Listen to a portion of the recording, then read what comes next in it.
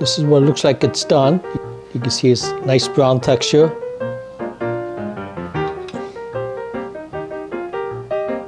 You can see how juicy it is. Okay, today we're going to show you how to make pork chops in a Ninja Foodi. This is the OL701. We're going to start off with the pork chops. You want to use cuts of meat that's at least 3/4 to 1 inch thick. In this way, when you air fry in a Foodi, you get a nice crust on top. If it's too thin, it's going to cook so fast that you're not going to get a nice crust on top, and that's why we want something that's a little bit thicker. If you're going something thinner than 3/4 to 1 inch, like the typical 1/2 inch, then you're going to want to cook by time and an instant read thermometer. And I'll say that if you got a 1/2 inch thick cut of meat, you're probably going to be cooking it for about 4 to 5 minutes per side, and you flip it over. But this one here is pretty close to an inch thick, so we don't have to worry about that. We use the thermometer and it will tell us when to flip it and when it's done. So we'll start off with the breading. Breading is going to be pretty easy. We're going to use spicy pork rinds. And I take the spicy pork rinds and I crush them up. And so we got this type of consistency. So, you're going to use maybe 2 handfuls, finely crushed up, and get the big pieces here and just crush it up to make sure that's nice and small. This will give you the flavoring and give you that crispy, crusty outside. And then what I'll be using is like 1 handful of almond flour. You can use regular white flour, but I use almond flour that keeps down the carbs.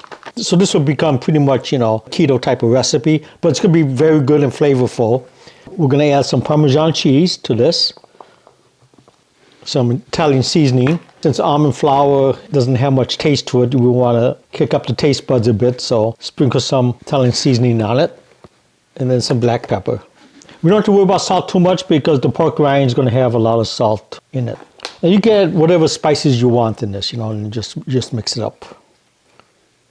We'll be using the wire rack set at the high position. So you got the low position, set the high position. And what I use a silicone mat on top of it. This way it keeps it from sticking on this wire rack and it makes easier cleaning.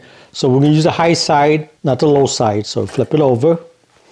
We don't use any milk bath on the pork chops. So basically we're going to just take the pork chops and just mash it into the breading. Try to get all 4 sides. So it looks just like that. And we'll put it on the rack.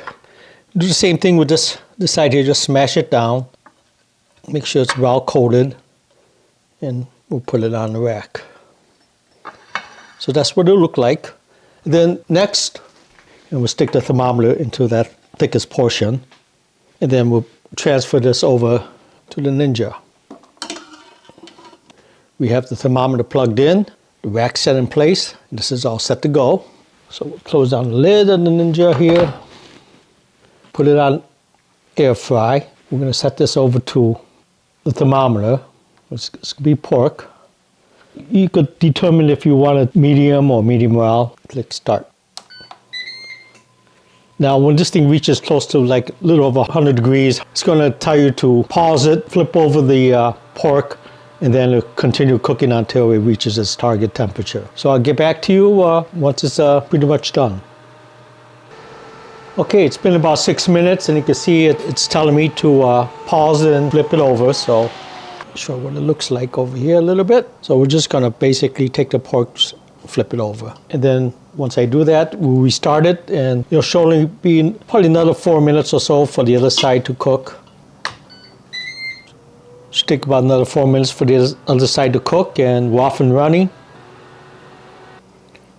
Okay, it told me it's done. That's what it looks like. Shut off the unit, and then we'll put it on the plate. This is what it looks like it's done. You can see it's nice brown texture. Put it on top of the meat here. Take this out of the way. Okay, and let's see what this thing looks like.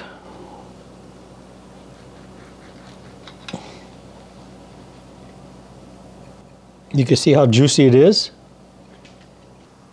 It's nice and juicy. Yeah, you can see the juice on it.